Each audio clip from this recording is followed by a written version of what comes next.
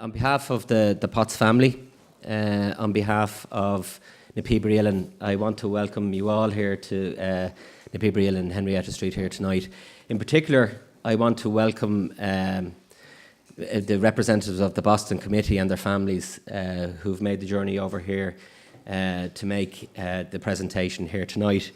In particular, I want to welcome Paul Gillespie, a very old friend of my father's and a great supporter of this organisation over the last 4 decades. With Paul, his wife Martha, his daughter Betsy is here, and their two granddaughters, Grace and Catherine, and their grandson Will, another budding sportsman. Paul McDonough, another member of the Boston Committee and a great supporter of the organisation, a great friend of my father's, and his wife Carla. I'd like to welcome you here. To Anne Mulligan, wife of the late Joe Mulligan. I can't say widow because Bernie will hit me if I ever mention the word. So you're very, very welcome, Anne. And it's not difficult to see the grandson of the Joe Mulligan here tonight, Xavier, son of Joey, and gaining Joey's height by the day, if he hasn't outstripped him already. Xavier, you're very welcome. To Geraldine Keogh, a great friend of the Boston crew from down in Kerry, you're very welcome here tonight. To Bakerswell musicians who are very much part of Sean's connection with Boston. We soldiered long and hard over there together. Well, I only soldiered in the early years and I left it off after that, but some great memories, and I'd like to welcome you all tonight, and thanks very much for joining us here tonight. And we have of the original line of Mick Hand, Noreen O'Donoghue, Kevin Glacken, John Kelly, myself, and who are we missing? John McAvoy, who's in America at the moment. To Sean Keane and Mary, and to Mick O'Connor and Anne, thanks very much for being with us here tonight. This is a special occasion. Again, Sean and you in particular were part of the whole Boston experience. You were there in the early days in Joe Mulligan's house. In Joe Mulligan's house, when this journey started, to Gay McKeown, a CEO here of na Pibríolan, and to Terry Moylan and Jerry Lyons and Emmett and Caroline, thank you very much for putting on a great show for us here tonight and organising the building. We're actually being streamed live as we speak across the globe on the internet. So be on your best behaviour. I'm not going to spend any time speaking. I'd just like to say that tonight is very much, and Paul has been at pains to say it over the last couple of days, a celebration. The wake is finished and there'll be no wake, although the wake, as I explained to you, was some celebration. It's a celebration of friendship, I suppose, first and foremost. 4 decades or slightly more of great friendship, very, very enduring. And there was never a time when Paul or any of the lads were over that my father didn't ring me to let you know you were over. And he'd always mention the fact that you were asking after us and what we were doing, even when we were on our own travels. I think tonight is also a celebration of the success of na Pibríolan and how far na Pibríolan has come. And Paul was one of the people who was back here in 1979, I think, when you could see the sky. Literally when you could see the sky. And last but obviously not least, it's a celebration of Sean's life, and Sean's life was intrinsically wrapped up in music and our culture, and indeed the development of na Pibríolan and of the Uilleann Pipes as, I suppose, as we now say here, as part of the core strategic values of the organisation, the sound of Ireland, because it does encapsulate the sound of Ireland. So to get the proceedings underway, first I'd like to invite up to read a poem that he wrote in Sean's memory. Another great friend of Sean's, the former Consul General of Boston, among other places, Liam Caniff.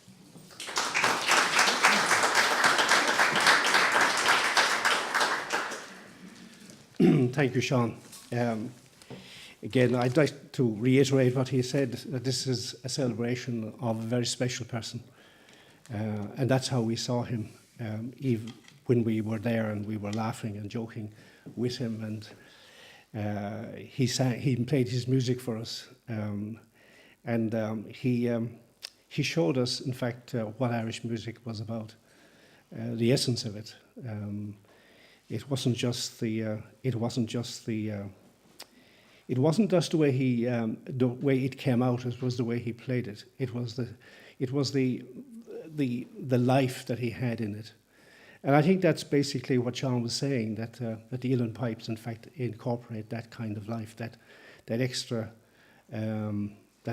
kind of spirit that the Irish have, and it certainly comes out, and it's very sweet. But I pinned something like this for Sean because basically he was such a great friend, and because he was special, and because he deserved it, and because he had been such a great big comfort to me in Boston, because he was there. He was culture. He was Irish culture incorporated. I basically talked about it, but he in fact lived it. And I just wanted to give you a taste of that man. It's basically a taste, and it's my interpretation of it. Oh yes, he had sweet music in him, in everything he did, in every word he said, in every note he played, in every facet of his being. And we were enthralled to hear the ancient air, to feel the quickening pulse, to sit there wrapped, belonging, to sense that special place. When forth he brought, alluring, the notes like morning chorus, the sounds like stirring leaves, the sense so calm, reassuring, the feeling of other times. Yes, he will be much missed by those he so inspired, and yes, his memory will endure among those he encouraged and advanced. Oh yes, indeed, as long as music enchants. From a family long in tradition, where harmony hung in the air, discordant notes were unheard of, as coom and coolin seemed one, and music and melody had sway.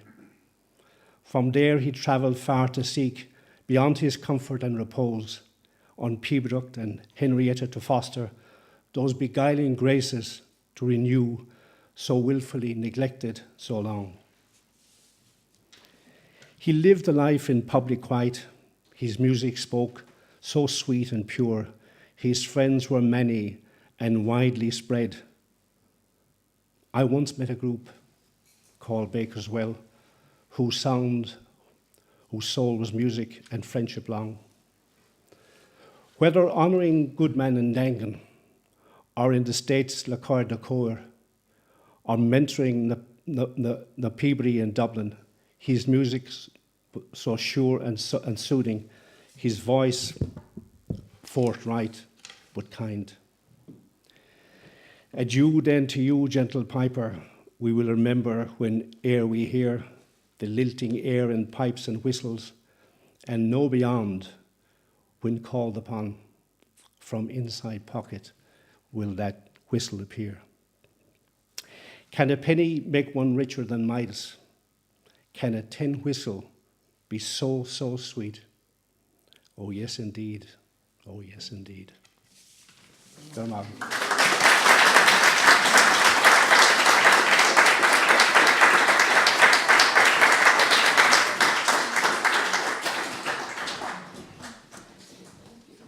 Thanks very much, Liam. That was gorgeous. Thanks very much.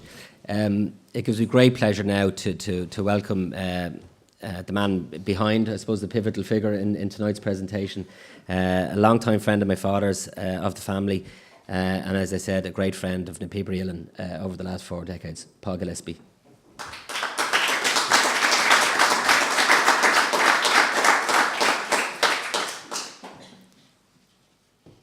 You know, I've been a trial lawyer for about 400 trials and do more public speaking than almost anybody else. And I find it very odd to be here tonight, to find the words to put this event into perspective. Many in America profoundly regretted the inability to get to the services, to the Mass and to the wake and later the month's mine. It just was physically impossible. So the next best thing, I suppose, was to do what we proposed, and we, a group of us, the Bakerswell Associates, decided perhaps a portrait and a poem such as Liam has written and a small gift to the school would be an appropriate way to acknowledge Sean's passing. I was fortunate enough to go to a school that was run by the Zaverian brothers, and their charism was simplicity, humility, zeal, and trust.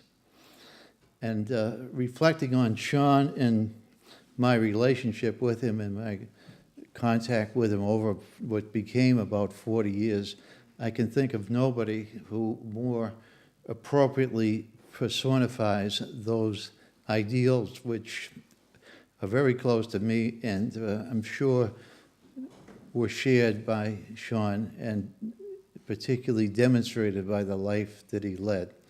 The evidence is his wonderful wife, Bernadette, his children, their spouses, and now many grandchildren. And it is so appropriate to acknowledge not just that he was a wonderful, in fact, great musician, but even more than that, he was a wonderful and great human being.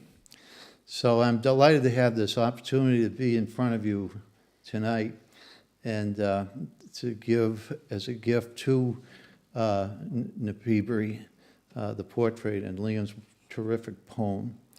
And so in a small way we can remember Sean and remember the good days and the happiness that he brought to all of us. And this is the way I know that he would like to be remembered and should be remembered. So I am so happy to be here with all of you, and particularly the Bakerswell alumni who are going to perform in a moment. We had 5 tours to America in the 80s, and we really had quite a bonding.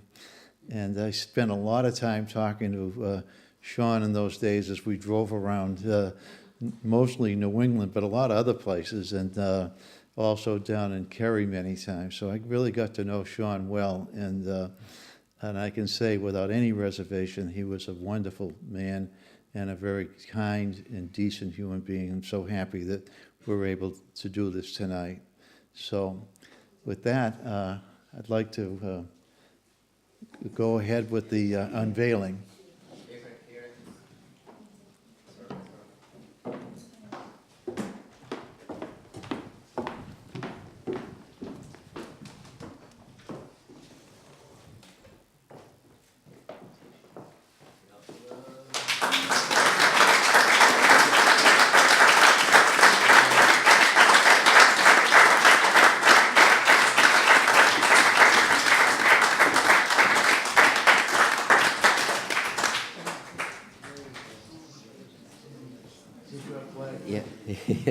Thank you, Paul. You can keep that flag with you. We're going to need it in the 3rd week in September.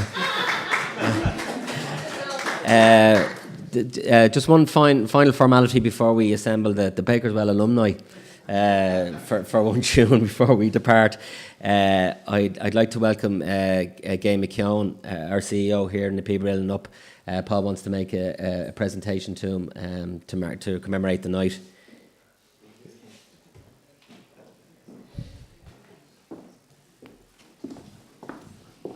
Yeah, I'll take the flag from you there. Yeah. Okay, unlike the government, the private sector had a cost overrun. We had actually a surplus from the portrait and the production of the poem. So on behalf of Sean and the Potts family and the Bakerswell Associates, we'd like to present this gift to NPU. The last conversation I had with Sean about a week or so before he died was about his aspirations for the completion of particularly the recital hall and also the pipe manufacturing piece. And this will help you a little bit, not a lot, but the heart was in the right place, and I hope it goes to that recital hall, and as I know Sean would have wished, so I'm happy to do that. Thanks very much. Take All care. right,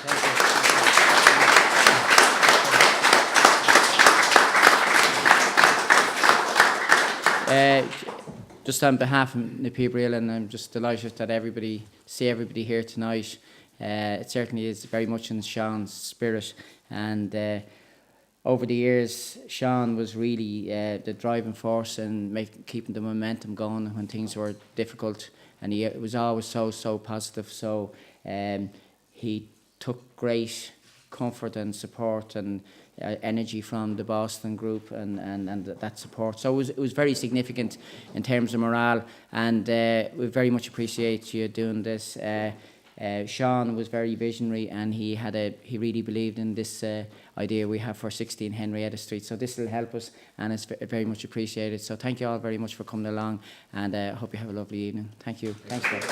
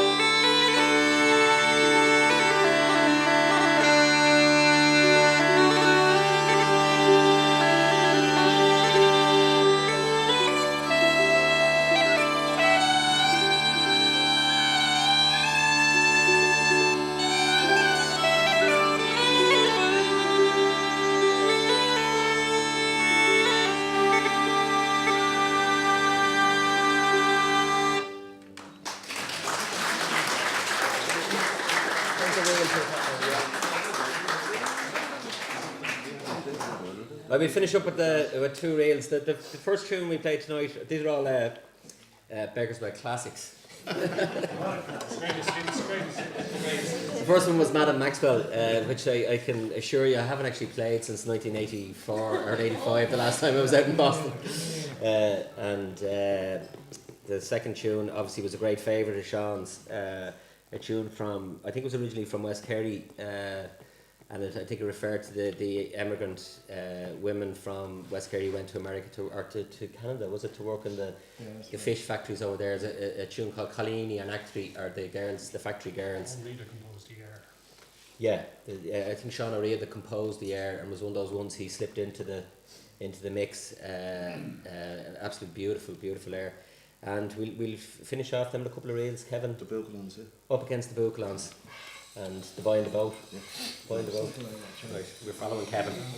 And then, come here, as soon as we're finished, we're going to head downstairs to finish off the canapes and the wine. Thanks very much.